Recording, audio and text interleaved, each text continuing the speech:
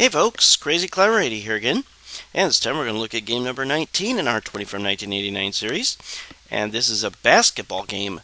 I was not as thrilled about this game as a lot of other gamers were at the time. It's got its merits, and this is called Arch Rivals. It's a very silly game of basketball. This was created by Bally Midway, and you can actually punch your opponent. And you play 2 versus 2 teams. And there are 2 buttons which actually do the same thing. And you can jump on defense to try to block a shot, or you can shoot with that same button.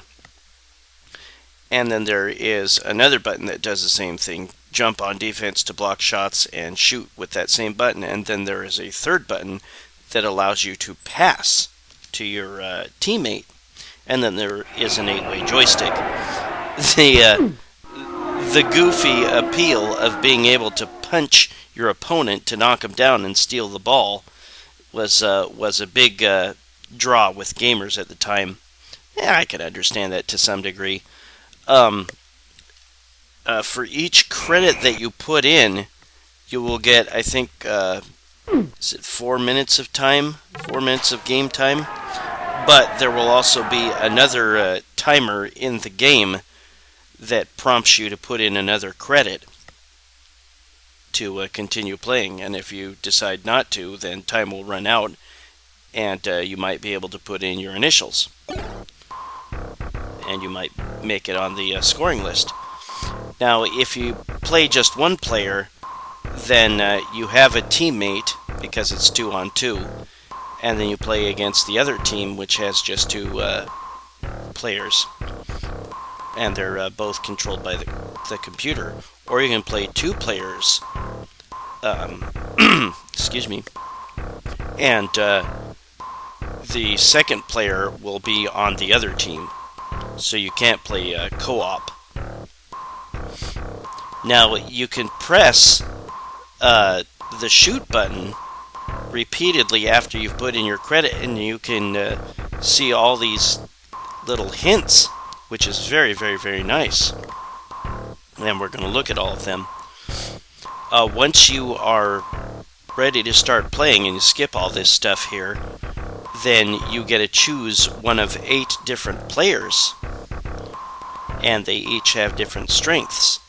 And the one I would recommend is the one that can shoot the best, because you can often get yourself open enough to shoot a 3-pointer, and if you have the best shooter, then they are going to make a lot of those 3-point shots. So yeah, there is a jump button and shoot button, and then there is a pass button. And I believe it was pressing the pass button that punches the opponent. And you can hold down the pass button and maybe kind of fake a throw to your teammate. And then maybe you can instead shoot the ball, and that can fake out the defense. And you have cheerleaders express their pleasure when you score. And there is a 3.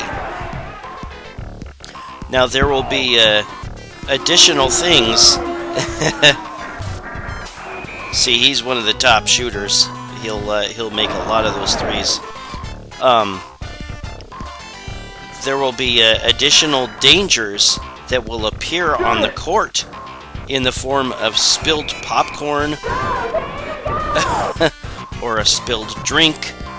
Sometimes there will be a dog that gets on the court, and you can trip over them and lose the ball. Kind of funny little touches to this game. There really wasn't much in the ways of basketball games by this point. So this was kind of a bit of a trendsetter, trendsetter in a number of ways, and of course this came out way before NBA Jam. But I'm not nearly as big a fan as a number of other people at the time were of this game. Just kind of technically clunky at times. Sometimes you go up to your opponent and you start wailing on the punch button, and it should knock them over, and sometimes they still are able to get off a shot and act like you didn't do anything. Ah, there we got him. Ah, damn it. Sometimes I screwed up and I didn't mean to shoot and I pressed the wrong button.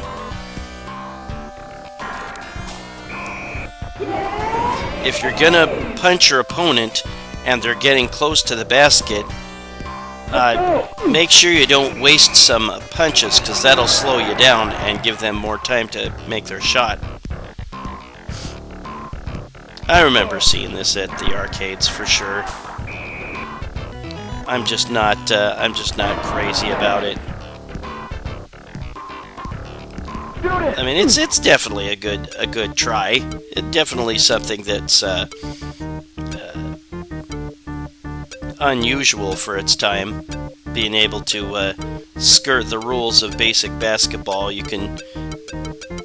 Here's me deciding not to continue there, and the game will end, and you will get a final score. I won. I was on top, and it shows the stats of the players, or the highest scoring players, or whatever, the best player on each team. It's kind of an interesting game. This had, I think, an NES port that was fairly popular.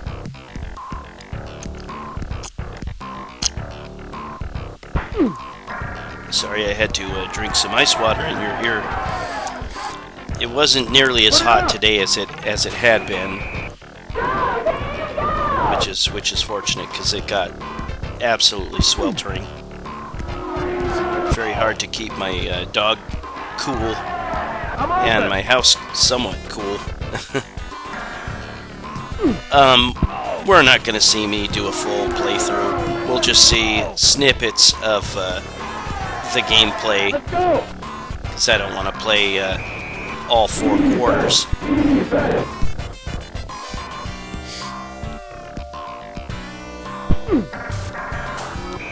Kind of a fun idea. I just think it could have been executed a little bit better. As the game wears on, the computer gets better and better at defense.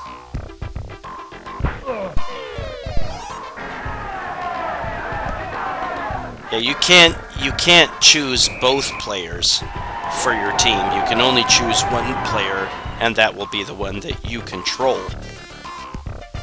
Put it up! You can actually break the backboard in this game if you have enough dunks, I guess, on the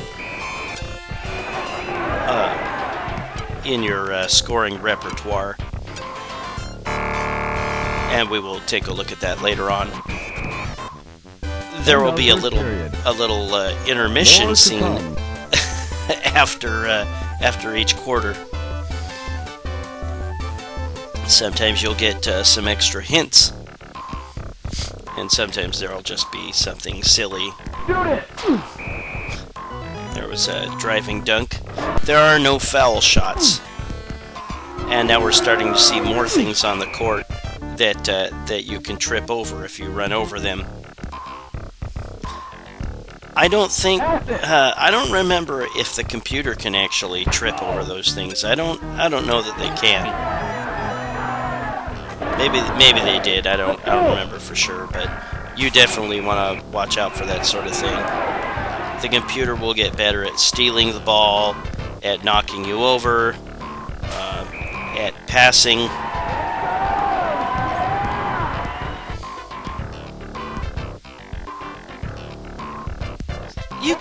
You can take your time. You can burn off a few extra seconds by waiting to pass.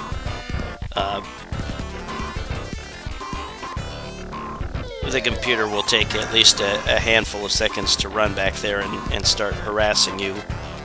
I'm open!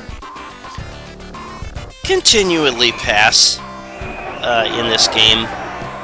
Pass, get a guy open. Familiarize yourself for sure with which button will shoot and which button will pass on offense.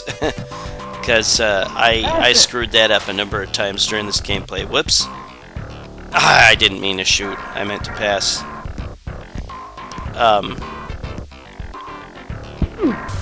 But if you choose the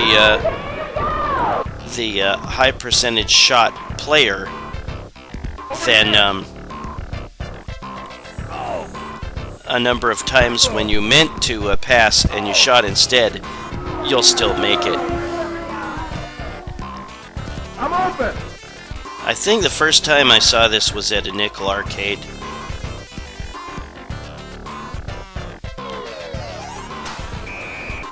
But like I said, there was an NES port, and that might that I think might have been very, very popular at the time. I've actually never played it. I can't imagine it would be too hard to replicate the graphics pretty well from the arcade, because they're not super impressive. And there's the halftime show. And one of the cheerleaders is petting the dog, I think. And now you switch baskets, of course.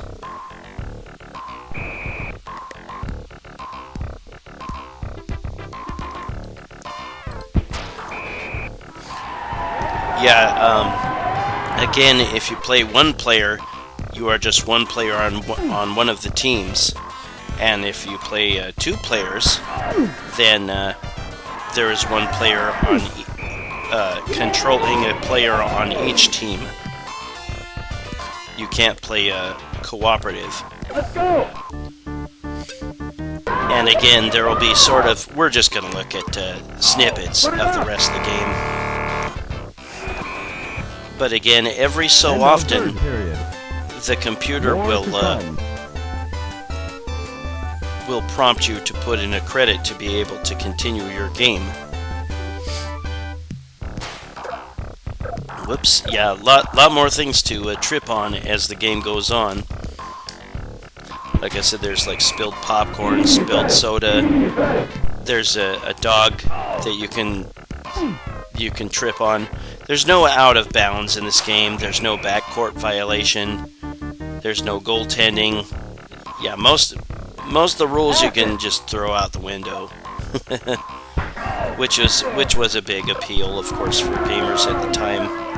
And being able to, of course, punch your opponent, knock them over, and steal the ball. I'm open. But yeah, pass a lot. Learn to get a big advantage on the computer early on, because they are going to try to make runs to get back into the game.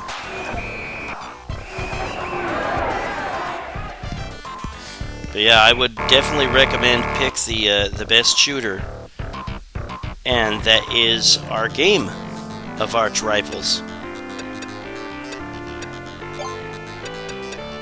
And I'll put in my initials. And then we will see the final score and the top player for each team. Their points, their shooting percentage, rebounds, etc. And there I made first place on the list. That is Arch Rivals by Bally Midway in 1989, and this was game number 19. I like the sound effects. I like the idea behind the game. It's technically not super impressive otherwise, I don't think. And by pressing the shoot button, I believe, you can select a different team to play as, but you will have all the same players as any of the other teams, which is kind of dumb. There's more hints and stuff. We'll skip through that. But I think you press pass to skip through all the hints and just get started, and see you get all the same players. And now I think we're going to look at, yep, broken backboard. You can do it in this game. And we'll just look at a snippet of a two-player simultaneous play, but it's not co-op. See, you select for your different teams.